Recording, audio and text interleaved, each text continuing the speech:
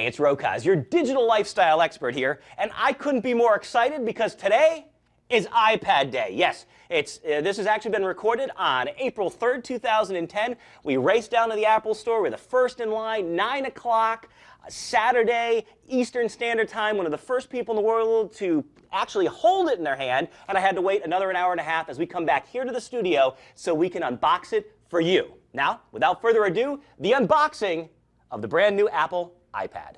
All right, here she is. Now we're going to use the screwdriver here to make it a little bit easier. Take the plastic off. This is the first time. No cheating here.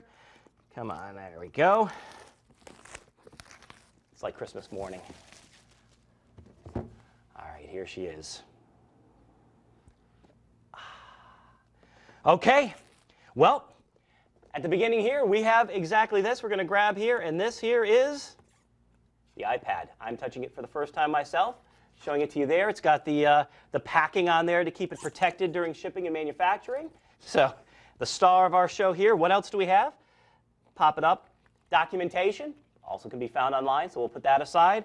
And, of course, we have in here, this is the connector. Now, this is the standard iPod, iPhone connector. So they're going ahead and using the standardized connector for that. So you have these already if you own any of the Apple products there, and it goes back to a USB.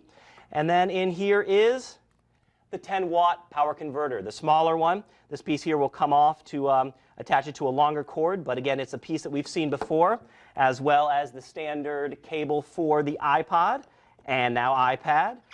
So there you go. So between $500 and $700, you get the iPad, the cable to connect it and charge it with and sync it with, and a wall adapter, and some documentation. What more do you need? Well, you need lots of accessories, and those are sold at an extra cost. Like me, Rokaz, your digital lifestyle expert, saying, we'll stream you later.